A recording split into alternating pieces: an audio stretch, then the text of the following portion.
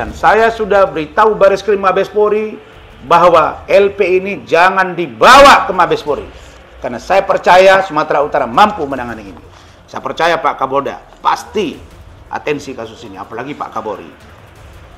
Karena itu, Uya-Kuya dengan sangat menyesal dan berat hati saya laporkan saudara. Enggak, suratnya mana? Nanti kita hanya mana bilang bahwa hari ini tidak bisa saya. press conference gitu Bang. Masuk. Ya? Oh, enggak ada. Bukan. Ini aja kan sudah Rekam nih, foto boleh. Ya, boleh Bang. Kau jangan sok jago. Bukan.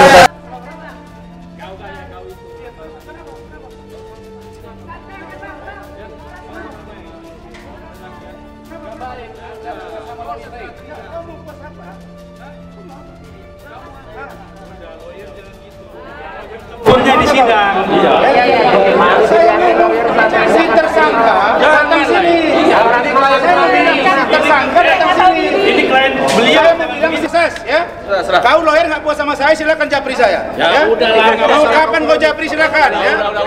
Ini si tersangka ini supaya diproses Jaksa Agung.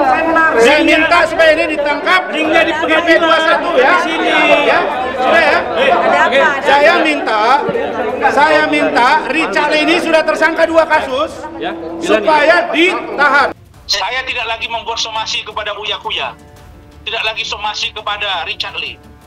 Saya sudah laporkan Uya-Kuya sudah, Richard Lee sudah, Dennis sudah, Samsul sudah. Kami saat itu sebetulnya besar lah, maaf ya gitu untuk seorang beliau gitu ya mahal lah kalau untuk kami gitu ya, apalagi kan saya tuh agak berpikirnya tuh gini, ini kan perkara seharusnya kan ditandatangani oleh saya dan Bapak gitu, tapi dia menyuruh saya hanya tanda tangan oleh saya gitu kan, udah bayar dulu gitu. Sementara 2 minggu setelah ditandatangani dia mundur, seharusnya kalau dia mundur berarti ada sesuatu, ada yang dia tidak lakukan kewajibannya dia kepada saya gitu. Itu kan bentuk dari prestasi dia kepada saya gitu kan. Berarti uangnya sudah masuk Bu mungkin di Udah. Jadi full. total uangnya 60.000 US dollar. Saat itu ditambah uang yang katanya untuk Mabespori. Jadi kalau totalnya 1.298.000.000. Kalau alasannya mungkin aku cukup sampaikan ke pengacara aku aja ya kayaknya. Ada tekanan sendiri?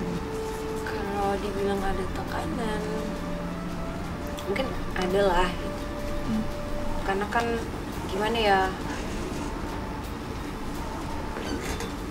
Ya kalau aku bilang sama teman aku yang lain ya bilangnya ya biasa lah gitu kan, udah biasa gini-gini. Tapi menurut aku nggak biasa gitu. Jadi tekanan juga buat aku.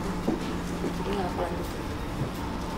Makanya aku cabut juga mungkin aku ngerasa ya kurang nyaman gitu.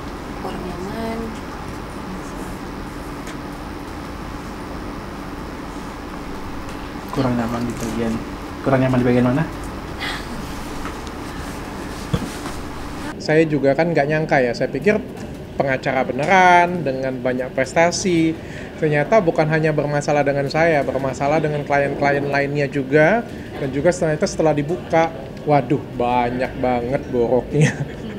Baru tahu, saya juga baru dapat dengar kabar di sana tadi, beliau mengaku bahwa beliau portfolionya salah satu pengacaranya BG. Itu kan yang buat saya terpukau. Beliau adalah jubirnya Jokowi Ma'ruf Amin. Itu kan buat saya terpukau. Tapi ternyata beliau bukan pengacara BG loh. Dan ingat, pengacara publik itu tidak ujuk-ujuk datang ke kita. Jadi pengacara publik itu kita yang cari. Seperti contoh, secara pribadi saya sudah minta supaya jangan lagi dibawa-bawa masalah ini. Udahlah, urusan personal ke personal silakan selesaikan sendiri. Tapi jangan membawa-bawa nama beliau. Apalagi membawa-bawa sebagai pengacaranya beliau. Wah, ini yang kami nggak terima. Di dalam 27 list pengacara ini, itu tidak ada nama beliau. Ya.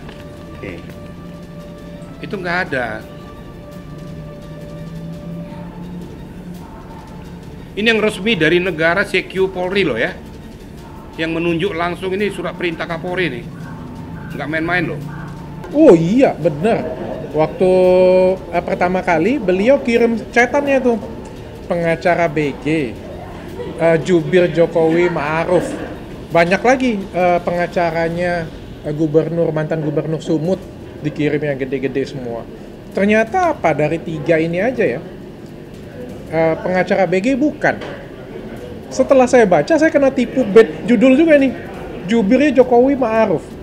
Tapi ternyata waktu diisinya dibilang pembekalan calon. Tapi judulnya di sini kan jubirnya Jokowi Ma'ruf. Jadi kan ngerasa ditipu. Dulu bukan juru bicara, hanya dia itu dapat kuasa dari kantor Egy Sujana. Waktu itu dia belum dilantik jadi pengacara oleh Pengadilan Tinggi Ambon baru bulan November 2015. Pak BG itu 2015 bulan April. Nah, jadi Epi Susanti bulan Mei 2015. Jadi proses itu proses ilegal. Makanya waktu dilaporkan dia takut. Makanya uang Epi dibalikin 800 juta, masih kurang 500 juta. Makanya Epi membatalkan perjanjian, kemudian Epi menagih lagi uang itu, kemudian melaporkan ke KPK agar oknum pengacara tersebut diproses. Karena ada uang 500 juta untuk ke Mabes Polri. Catat. Dia ngaku-ngaku seolah-olah pengacara dari Komjen Budi Gunawan. Kalau hanya sebatas ngaku-ngaku, belum ada kerugian, itu belum pidana. Itu hanya menyangkut kebohongan dan moral. Tapi kalau dia misalnya, kalau dia belum membuat suatu perjanjian atau kontrak atau produk, ngaku-ngaku sebagai kuasa hukumnya Komjen, itu baru pidana kalau dia melakukan tindakan hukum. Kalau cuma ngomong doang untuk pansus, itu bukan pidana. Rasman, lu kalau udah kepepet, mau selamat lu cari gue. Gue bisa mengatasi masalah lu dengan cara yang mudah. Cukup gua tiup aja selesai masalah lu. Ya, jadi jangan sombong sama saya. Saya nggak sombong sama kamu, tapi saya bisa membantu kamu.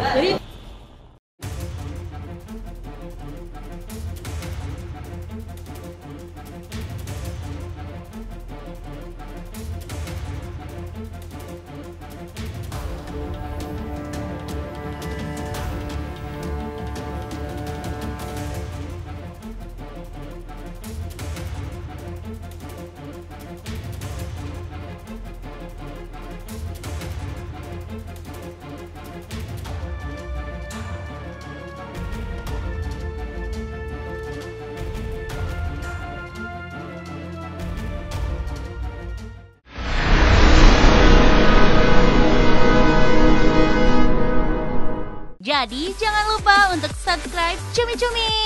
Ditekan ya tombol lonceng merahnya.